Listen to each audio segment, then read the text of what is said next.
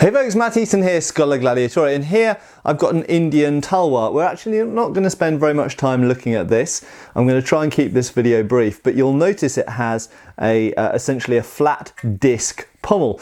And we've looked at this Indian, not this specific one, but Indian Tulwars in general a lot on this channel. And you know, I've made a big point about the fact that that disc pommel not only kind of forces you to hold the sword in a certain way, but possibly was designed to actually not necessarily enforce you to, but to encourage you to use it in that way. And I know that, for example, exponents of Shastra Vidya make a big thing out of this, about the fact that you should be keeping a relatively stiff wrist. This is backed up by the period source material. It means that the cuts should, I'm not going to try and do it because I'm no expert on this, but the cuts according to the historical text should come from the body and the motion of the hips and the shoulders and the arm to some extent, rather than the wrist. Quite different to if we look at a European style sabre. Very often the cuts will emanate from the wrist. You might use other bits. If we look at later Italian systems, they actually cut from the elbow more. But generally speaking, the wrist and the motion of the wrist is very important in a lot of European swordplay. But not all Indian swords had that flat type of pommel. Obviously, there's things like a pata, which has a completely, or a katar, which has a completely different type of grip. But in addition, there are things like kanda and Susan pata and stuff like this that can have that type of quite flat disc, but not all of them do. Now, I've shown this sword and its cousin, a similar one I've got a number of times in videos of mine, but you will notice this is an earlier style of hilt. This is a style of basket hilt, we could call it. Sometimes known as the Indian basket hilt or Hindu basket hilt occasionally, that's found on swords actually in lots of parts of India, Rajasthan and Maratha lands, and essentially including the Punjab as well. Essentially it was found all over India from about the 16th, 17th century, let's say 17th century by and large. And so it was particularly popular in the 17th and 18th centuries. And you can see it has some parallels with European developed hilts. It gives a similar amount of coverage actually to a conventional sabre hilt, in that you've essentially got a shell up here and then you've got a broad knuckle bow at the front. It doesn't have sidebars like a full Highland basket hilt or British basket hilt or a Schiavona or something like that would have. So it has open sides, and incidentally these were often lined, although this example isn't because the lining has gone. These are often lined with fabric or leather of various types, sometimes brightly coloured. And you'll notice that this does also have a disc pommel on it. Okay, this one's actually hollow. It's got stones inside it which are religious in nature, but you'll notice that whilst it is a disc, it is not as thin as a typical Tulwar pommel. Now, I must say on that, so with Tulwar hilts, you do find a variation in the style of those pommels. Some of them are quite small, some of them are quite big, some are flat, some are thick, some are slightly curved away from the hand. We've looked at that type before. And this earlier example, we have to say, if we look at the earlier period Indian swords, so if we go back to the 16th century and earlier in Europe, what we'd call the Middle Ages, the medieval period, you generally find that this style of pommel, so somewhat more built up and less sort of large and less flat, shall we say, is more common on earlier Indian swords.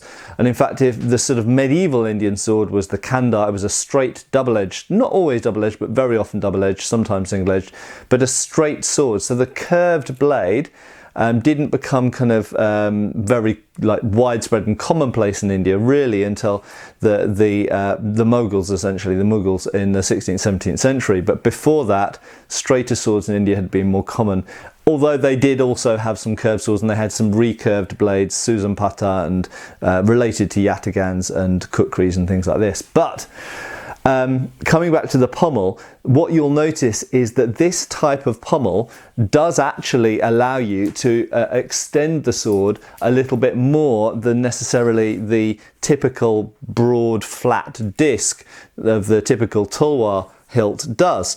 Now, that's not to say that that's how they used this. We don't know. There is one 17th century Indian source I know of, but I've never seen the whole thing. I've only ever seen extracts of it. That's a treatise that I believe is kept in Lucknow University. But I don't personally know a lot about the methods of using the swords in the earlier Indian traditions, and it's entirely possible that with some swords they did indeed allow the wrist to move like we would traditionally do with a sabre. Now you can see that I am able, with this earlier style of hilt, I am able to use this almost like a European sabre.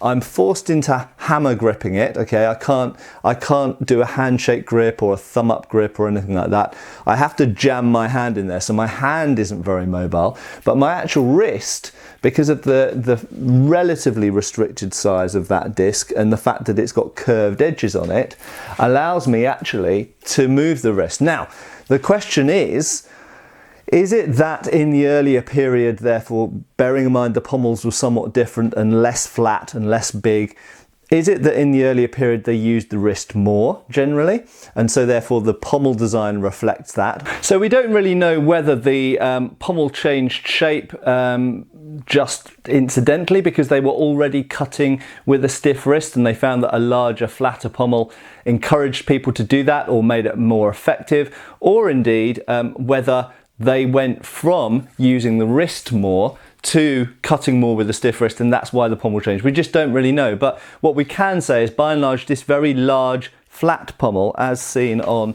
tulwars of the 18th and 19th century, and in fairness going back to the 17th century, we don't know if that came in because of a change in swordsmanship or simply as a way of kind of encouraging people to do a certain thing. So this type of slightly smaller disc and thicker disc and with more curved edges is more common on earlier Indian swords. Now, that relates to another type of sword I have shown on this channel before, but this is a new acquisition. Just bring it close to the camera because it's rather nice.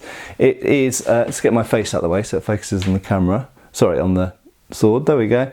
It is an Afghan, so from Afghanistan, Pulwar, okay? Now the word Pulwar is the same as the word Tulwar, it's just the Afghan word for it basically. But what you will notice is the pommels on these are like a hemisphere, that is like half a sphere, which makes them, to people who are used to Western swordsmanship or European swordsmanship, it makes them far more comfortable to hold and to use than a typical tulwar, okay? And these pulwars you absolutely can let extend out with the wrist, and you can move them, if not in exactly the same way as a European sabre, you still have to use more of the arm, because you are still encouraged to keep a somewhat less mobile wrist or less flexible wrist than you can do with the straight back of a European sabre, or curved back of the European sabre, but the fact that it has this curved shape. Now, the fact that it's one of the great questions of Indian and Afghan sword design is, why did the Afghans have pommels like that when the Indians had, generally speaking, pommels like that? Why do one have a flat pommel and one have a domed pommel? Because apart from that feature, yes, there's some other tendencies. These drooped down kind of tulip ends to the guards are characteristically Afghan. But generally speaking, you can see that this is a very similar sword to a tulwar. So why is the pommel so different? Is it that the Afghans were using them differently? Is it maybe a cavalry versus infantry thing? Which I've heard some people say. I don't incidentally think that is the explanation. I think it's that they had a different form of swordsmanship, and I believe that in Afghanistan they were using the wrist more mobile than they were necessarily with most tulwars in India. But that's my working theory, and I don't have a lot to back it up. It's based on the sword design and my opinion of holding these swords and moving them around.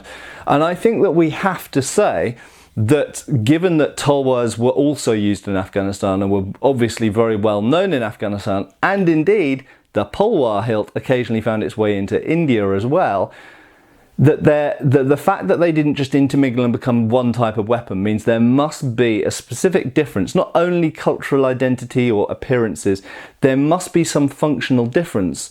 Given that the disc pommel on a Tulwar is so specific in its nature and what it makes you do and not do, there must be some specific reason why the Afghans had this type of pommel. So feel free to share your opinions below. I'd be interested to hear what you think.